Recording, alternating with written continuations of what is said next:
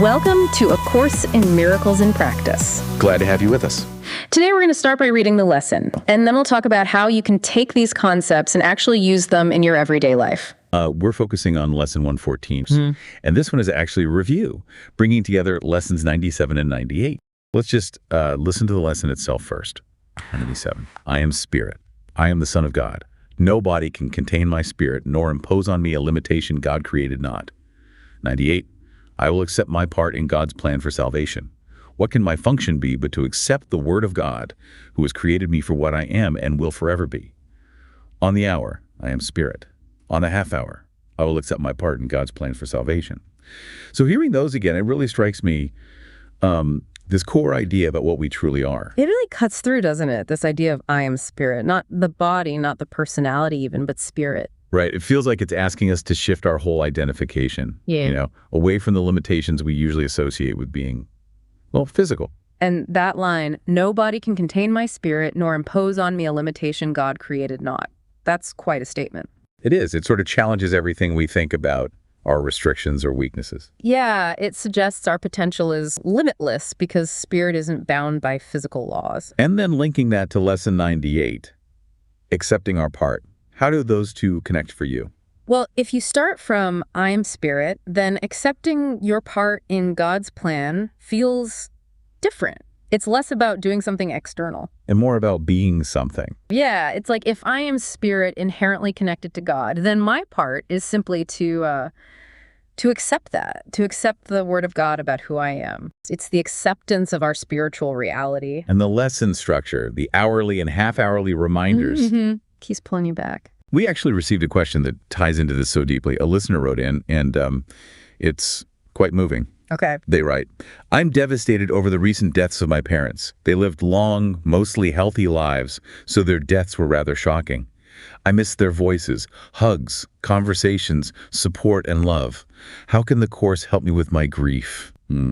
That's incredibly powerful and deeply relatable. Losing parents, it hits at the very core, doesn't it? The depth of that devastation really speaks to the love that was there. It's so important to just first acknowledge that immense pain. Absolutely. It's like the ground shifts beneath you, those everyday things, the phone calls, the presents, suddenly gone. It leaves a huge void. It really does. And, well, the Course approaches this deep sorrow, not by trying to sweep it away or diminish it, but by offering a different lens, perhaps. It gently suggests that what's truly cherished, the essence, the spirit of your parents, isn't something that death can actually touch. It's eternal. Eternal. That's a big concept when, the physical absence feels so incredibly final and real. And that feeling is completely valid.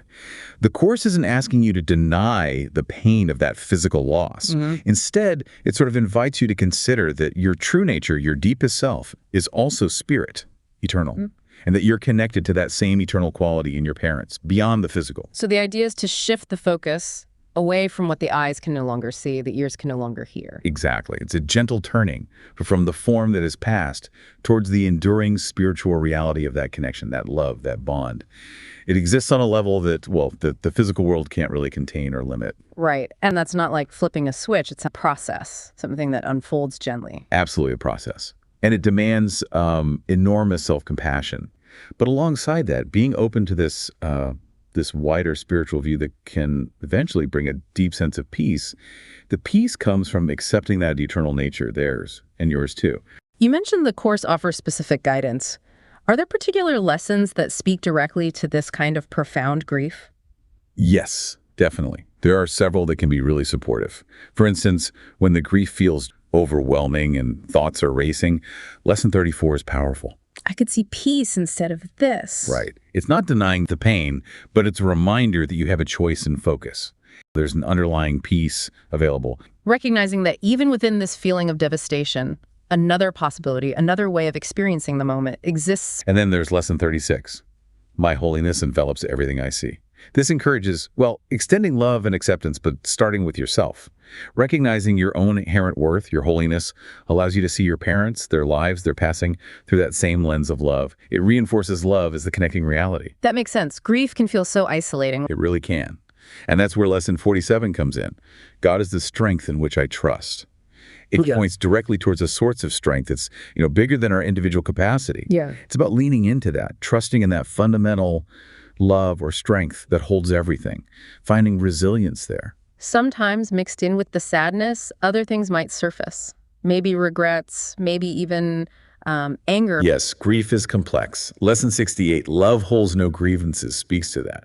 It's an invitation to release those heavier feelings, resentment, blame, regret.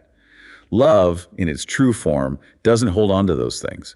Letting them go makes space for healing for yourself and for the memory of your parents. So it's about lightening that emotional load, allowing love to be the primary feeling again. And related to that, Lesson 81, I Have No Will But God's, offers a sense of surrender, trusting in a larger unfolding, even when we can't possibly understand it from our limited viewpoint. It doesn't take away the pain, not at all, but it can bring a certain peace, trusting there's a purpose we might not see yet.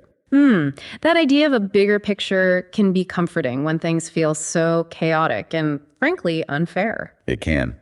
And finally, Lesson 96, Salvation Comes from My Only Self, really brings it back to your true identity as spirit, eternal, connected to everything, realizing that your parents' true self, their spirit, also endures, that it hasn't been destroyed. That can be profoundly comforting.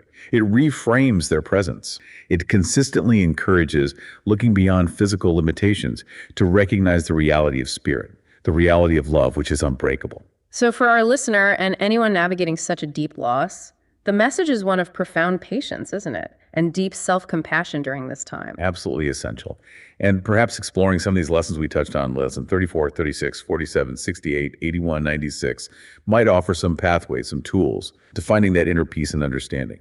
They offer perspectives to hold alongside the grief, exploring the enduring power of love and the reality of eternal being. Exactly.